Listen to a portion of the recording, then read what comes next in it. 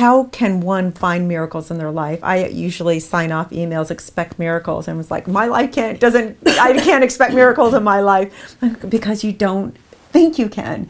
Our thoughts are so powerful. Right. When you open yourself up to it, you're going to meet that right person at a cafe. You're going to see someone. Things are going to happen and connect. Can you talk a little bit about that and tying that into your relationship workshop that's coming up in February? Well, the Course in Miracles says a miracle is a shift in perception from fear to love, and every thought we think creates form on some level. That's how powerful the mind is. Yes. And every time the heart is open, it creates one trajectory, and when the heart is closed, then we manifest another trajectory, because everybody's mind is joined. People can subconsciously feel where we're coming from, and so forth.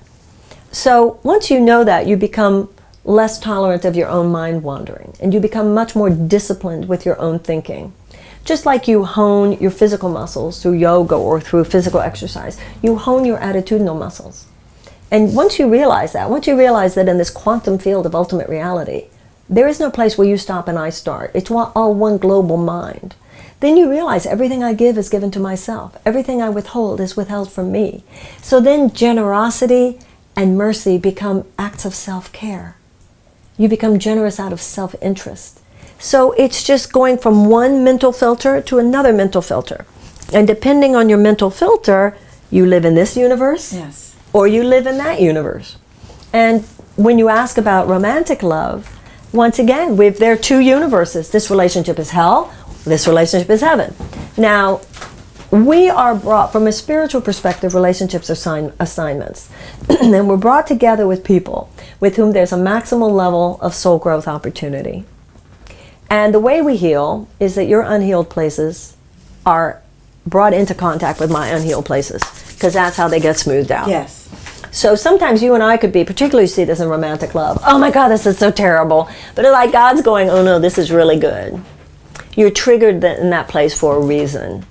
You know, Harville Hendricks talks about it as meeting other people who share, because my childhood wound rubbing up to your childhood wound. The ego would just reenact the trauma and the wound, and both people are left more wounded, and one or both say, well, this is a terrible relationship, I have to go.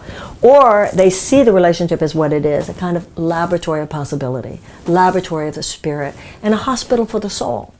When you have that, that's what the Course in Miracles calls a holy relationship, where it is understood that because I love you, because there's this much light, you are going to be subconsciously triggered to show me the worst in you, and I will be subconsciously triggered to show you the worst in me. That does not mean we will not hold each other accountable. That does not mean there will not be healthy boundaries, but there will be a level of commitment to the practice of love, mercy, compassion, forgiveness, and communication that will take a wound and turn it into a miraculous healing.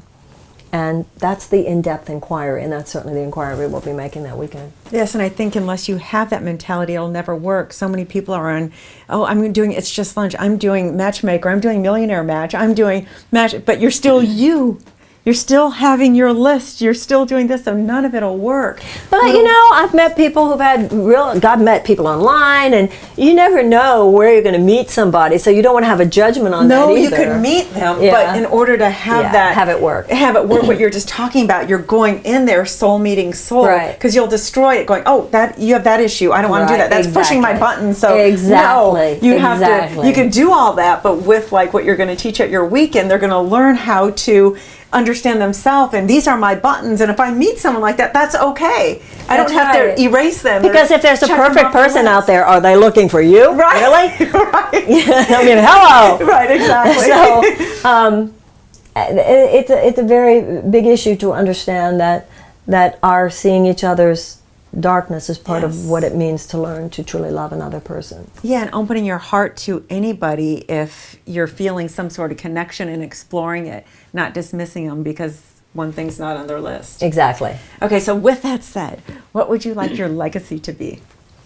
Well, I don't think in those terms of my legacy, but first of all, my real legacy is what I feel I have the profound delight of already, and that's that I have a productive child who's 24 years old, and she's happy and she's productive.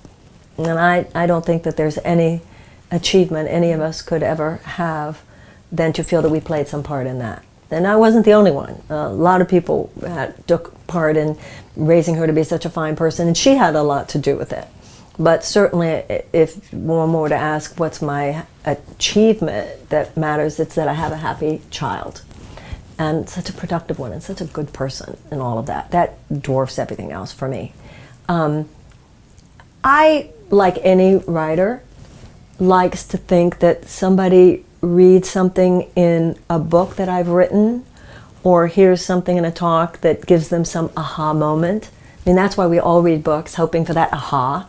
And it makes me really excited to think that when you're writing, and you're in the process of writing your first book, when you're writing, you're by yourself. You have no idea if this paragraph will mean anything to anybody. You have no idea if something you're writing will mean. You don't know if you're ever going to see it as a share graphic, And so then later, like sometimes people will bring me a book to sign, and it's got all this yellow underlining, or underlining in the book, and I always want to open it and like, oh, what part of it did you? Yes, exactly. And that makes any writer just feel really happy.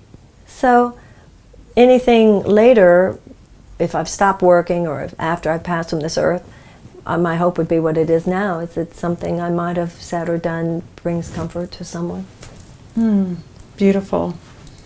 Thank you so much. Thank you so much. It's really lovely meeting you. Really great meeting you too. Thank you.